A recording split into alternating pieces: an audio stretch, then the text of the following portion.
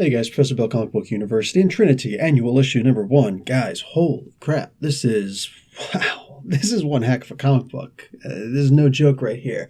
Listen, I'm going to say something right here that's going to be a little bit weird to say, okay? After reading this annual, I don't want Rebirth to end. All right, I know there's always that 5-year period where, a new crisis comes along, whether it's called a crisis or not. But after reading this, I don't want it to end. And that's a really weird thing to say since I'm actually going to beat up on this book just a little bit. But hopefully I can convey this enough for you to understand my meaning. Guys, do you remember issue number 7 of Trinity where we had the new Trinity, the unholy Trinity show up? That was Cersei, Luther, and Ra's al Ghul. That was pretty cool, and they never did anything with it. They went on several more issues, and we never heard from these knuckleheads again, right? Luther sped off. He flew off and said, screw you guys, and Ross and Cersei were sitting there in that pit of fates kind of thing, and they don't really know what to do with it. Well, here we get a bit of a return to what's happening. Now, it pretty much takes off exactly where that one left off. And the Trinity are off on their own. The Holy Trinity, I guess.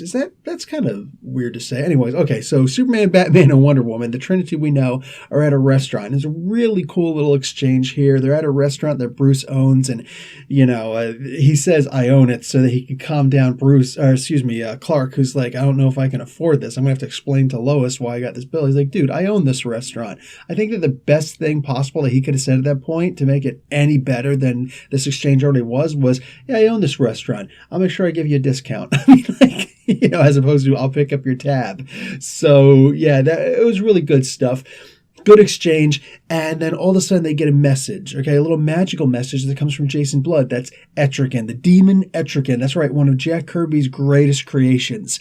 So this message shows up, and it shows them a picture of right near these pits where those guys, the Trinity, are ripped apart. Their entrails are ripped, and demons are eating their stomachs and whatnot. It's just really yuck, all right? Just like the yuck factor is kind of increased a lot with this particular annual. So it turns out that the unholy Trinity, 2 of them at least, they're talking, and they're like, okay, a lot of power here, and Jason Blood goes up to attack. Ra's al Ghul cuts the demon. Some of Etrigan's blood actually goes into this Pandora pit, and then all of a sudden it sucks him in, and it separates them. That's right. You actually get to see the Demon Etrigan separated completely from Jason Blood. Now he's huge, and he's just unbelievably powerful. He looks the same. I was hoping there'd be a bit of a artistic rendering reboot so that we don't have to see his legs all the time. I mean, I think that the days of underwear, ever since Superman got rid of his underwear and, started wearing them on the inside at least, and Wonder Woman turned into that very cool hoplite looking dress, just unbelievably awesome, so much better than the underwear, and Batman got rid of his underwear. I thought that we were done with the underwear. Even Green Lantern doesn't have the little underwear thing. Costume hasn't changed, but it doesn't have the little dip around, between the legs. So why couldn't we have done that with Etrigan? Just out of curiosity. That's just putting out those positive vibes to remove the underwear and give him an actual pair of pants. Just my suggestion, all right? Anyway, this is basically a power, imagine Trigon. All right. When Trigon shows up, you know that the crap just hit the fan. All right. And the crap really does hit the fan here.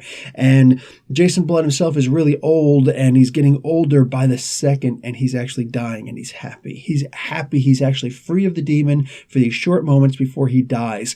Well, the Trinity shows up because they got the message, and they're getting attacked.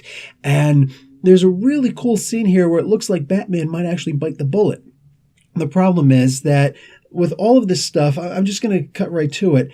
This is just an annual, and you know that for the most part, everything is going to be wrapped up in this. It doesn't say this is, a crossover annual like, the Titans and the Teen Titans and a few other comics right now with the annuals. They've got the Lazarus contract that's going on, all right? I'm not reviewing those comics because it's a lot to get into, but just with this one isolated issue, this one sole annual, a lot happened here. That this could have been pulled into a much greater story, at least, that 6-issue story arc that they typically do. This could have been a graphic novel. This could have been something else, and it should have been. It genuinely should have been, because there was so much story to explain here. Guys, I'm going to give this comic a B- because it was amazing, but it was just so rushed. I mean, there were so many beautiful moments in here. They could have made it appear as though Batman were really going to die for the course of an issue or the later half of an issue and leave you with that cliffhanger. Does Batman die? There's a scene here where all of them are supposed to die. They give up their lives,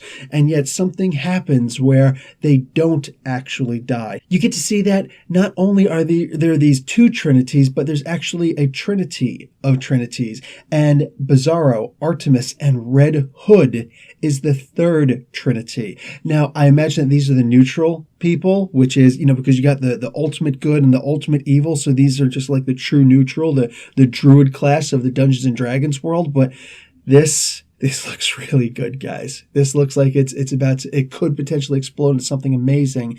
And the biggest complaint that I have with this is that they stuck this in a damned annual. Like, this could have been the beginning of an incredible story arc. It could have gone more than 6 issues, absolutely. This truly could have been amazing, but it was just so rushed and contained inside this story, and it actually gets me a little bit mad that they did this. It's always been a problem that DC has, in my opinion, that they've got so many amazing stories that they just rush through them. No. This right here could have been an epic that would turn into one of those DC animated movies that everybody would say, holy crap, DC owns the animated comic book superhero world and all that good stuff. All right. I know that this particular review has gone on long, but it is an annual issue, so whatever. Anyway, guys, Professor Bill, Comic Book University, class dismissed.